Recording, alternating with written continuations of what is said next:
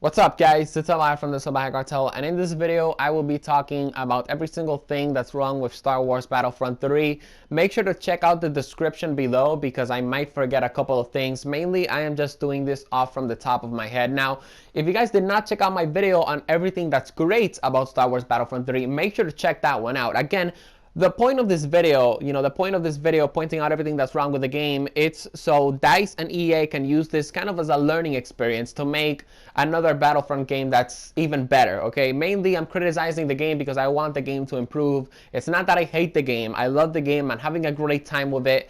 But honestly, I think this game just really didn't live up to the hype and the expectations that Star Wars Battlefront veterans wanted. So anyways, let's get started.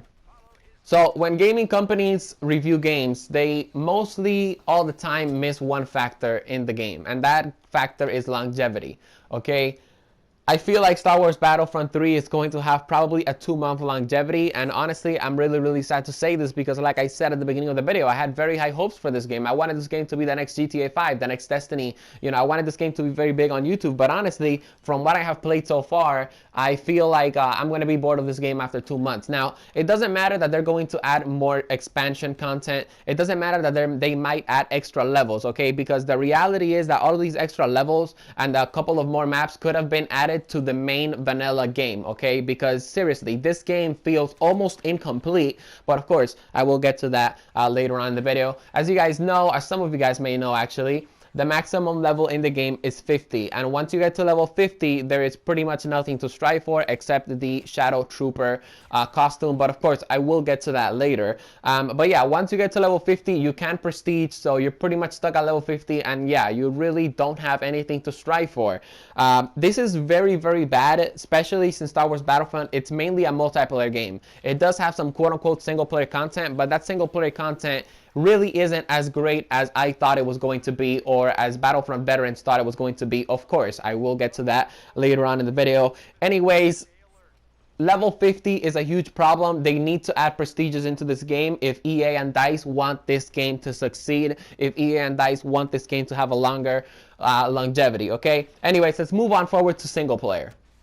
Alright, unlike Star Wars Battlefront 2 Renegade Squadron for the PSP, which is the first Star Wars Battlefront game that I played, the single player in this game is horrible. Alright, due to the fact that it doesn't have a campaign, which, you know, honestly, I thought that was going to be okay, because I was like, okay, it's not going to have a campaign, but I'm pretty sure the battles are going to be a lot of fun, because of course, I remember, you know, one of the best memories that I have from playing Star Wars Battlefront 2 Renegade Squadron on the PSP. Okay, keep in mind, this is a PSP, not a PS3 or a PS2, a PSP, you know, something that has way less processing power than a PS4. But anyways, one of my best memories from Star Wars Battlefront 2 Renegade Squadron is playing a supremacy-like type game mode with AI. And that's exactly what I thought Battles was going to be, but Battles, it's not that at all. In fact, Battles, it's pretty much a lazy game mode that, if you guys are familiar with Kill Confirm from Call of Duty, that's pretty much what Battles is. The first one to kill 100 enemies and collect tags wins. In other words, there's pretty much no replay value in that game mode. It is pretty good that they let you play as the heroes,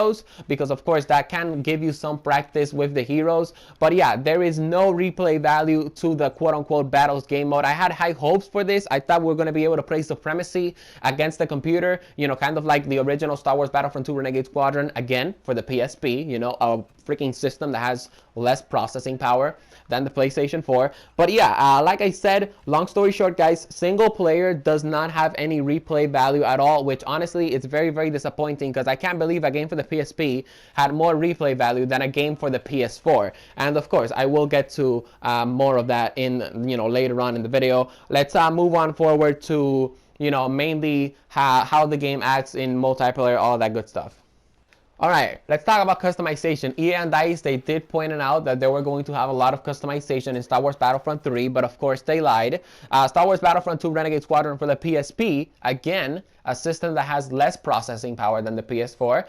Star Wars Battlefront 2 Renegade Squadron had more customization than Star Wars Battlefront 3, okay? It literally, you know, that literally goes to show how lazy DICE and EA were with the customization in this game. In Star Wars Battlefront 3, the only thing you can customize, it's your head. So you can either be a Chinese person with a mustache, a Chinese person with a fucking beard, which fucking, I love the beard in this game. It's super cool. But in other words, the customization is pretty much worthless in this game until you get to level 50, which you can actually have like an alien head. And of course, if you're in the Imperial side, you can be the Shadow Trooper, which is super, super cool. It's actually the only thing I'm striving for in the game, honestly, right now. But of course, once I get it, I'm pretty much going to be done with the game. Like, I'm not really going to have anything to strive for. So yeah, the customization is super horrible. In Star Wars Battlefront 2 Renegade Squadron, you could customize your body, you could customize your head, you could customize the color of your armor. So in other words, color 1 and color 2. Now, of course, I really wanted this in Star Wars Battlefront 3. Why? Because like that, you know, the characters are more unique and not all the rebels look alike. I wanted to be able to customize the color of my Stormtrooper armor and the rebel armor. And you know, EA can probably give me an excuse like, hey, look, we wanted it to be more authentic to the Star Wars universe. Well, guess what, man? You do need to make some changes in order for this game to last long. And I'm pretty sure that, you know, changing the color of your armor wouldn't have been a big change, okay? So yeah, I'm really, really sad with the customization. On top of that, Star Wars Battlefront 2 let you have like a quote-unquote custom emblem. It was called the insignia. So yeah, the customization in this game, it's completely horrible. Let's talk about Fighter Squadron, because Star Wars Battlefront 2 Renegade Squadron for the PSP, again, a freaking system that has less processing power than the PS4, it had space battles, okay? And Fighter Squadron, honestly, feels very lazy. It's a lot of fun, I'm not gonna lie. I love the game mode, and I'm a straight up beast at it. I think EA Star Wars is going to ban me just because of how great of a beast I am at Fighter Squadron. But yeah, the game mode, it just feels lazy. First of all, the Rebels are in a very huge disadvantage. Why? Because the Rebels get a shield and a missile, and the Imperials, they get a speed boost and a missile. Pretty much you can choose between a TIE fighter or a TIE interceptor, or an X-wing and an A-wing. Now, it pretty much doesn't matter what you choose, because both planes are pretty much the same thing. The TIE fighter and the TIE interceptor, they both have the speed boost, and of course the X-wing and the A-wing both have the shield. Now, I think there's a way to fix this, okay? Give the A-wing a speed boost and then give the TIE fighter a freaking shield. The reason for that is because the Rebels cannot get to the transport. If you die when you're shooting the transport and then you spawn, by the time you get to the transport is already going to be gone. Why? Because the Rebels don't have a ship that have a speed boost. And of course, this is a very huge problem. I'm actually very disappointed. On top of all that, the excuse of not having space battles, it's just extremely stupid. You know, at first I bought it. I was like, okay, they're gonna bring Fighter Squadron. It's probably going to be amazing. But yeah, Fighter Squadron, like I said, it just feels lazy. There's no customization for the ships. Your ships are pretty much going to be the same. And on top of that, I don't get why, you know, EA and DICE, they pretty much just couldn't, you know, move the freaking Fighter Squadron battlefield pretty much a little higher, you know, make the background black, add a little bit of freaking stars in the background, and that's it. They could have easily called that space battles, and at least I would have been a little happier. But no, I am actually not happy with Fighter Squadron. It's a lot of fun, but honestly, it just feels lazy.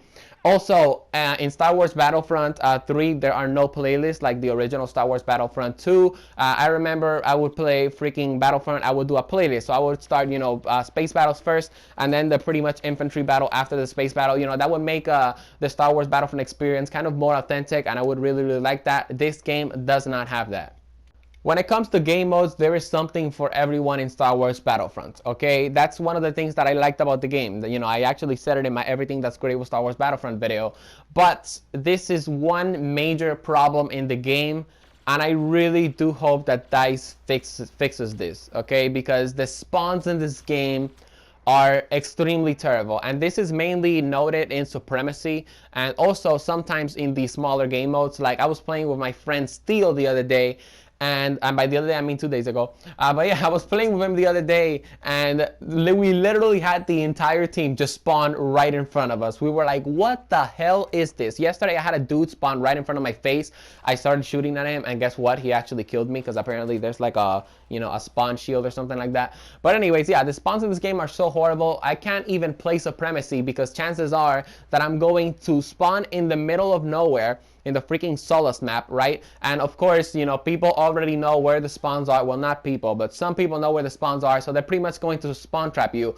And what's going to end up happening, you're going to keep spawning in the same place over and over and over and over and over and over and over and over and over and over and over and over and over and over and over again. And guess what? Did that annoy you guys? Because if it did, that's exactly how I felt when I would keep spawning on Supremacy and the people would keep killing me just because the spawns are really, really bad in this game. They really do need to fix the spawns, okay? It literally makes Supremacy unplayable. I'm really disappointed with Supremacy. I actually liked it a lot. And on top of all that, I'm not gonna lie, okay? Sometimes there are people that don't know how to play Supremacy. They don't have a clue. And it is because of that, you know, we do end up losing game modes. But yeah, the spawns are horrible in this game and they need to be fixed ASAP. Now, I want to remind you guys this. The reason why I'm being so tough on the game is because I love the Battlefront series. And I sort of feel like this game, seriously, how can a game for the PSP, how can Star Wars Battlefront 2 Renegade Squadron for the PSP be better than Star Wars Battlefront 3, a game for the PS4? I'd rather have a game with bad graphics and great gameplay and great replay value than a game with great graphics and no replay value at all. Okay, because I'm not gonna lie, the gameplay in this game does feel very, very smooth. Okay, all in all, guys, there are probably a couple of things that I forgot that is very wrong with this game, but guess what? I'm going to leave them down in the description so if I remember them. All right, so feel free to check back with the video. Guys, I hope you enjoyed the video. If you did, make sure to drop it a like. Make sure to subscribe to join the Salvajee cartel. Again, I'm only criticizing the game because I'm a huge Battlefront fan and I'm really, really disappointed with what we got in this Star Wars Battlefront. Again, I hope you guys enjoyed the video. If you did, make sure to drop it a like. Make sure to subscribe to join the Salvajee cartel. I will keep on posting more Star Wars Battlefront videos probably for the next couple of weeks until, of course, I get bored of it because the longevity in this game really isn't that much. And yeah, I'll be seeing you guys on my next video. Peace out.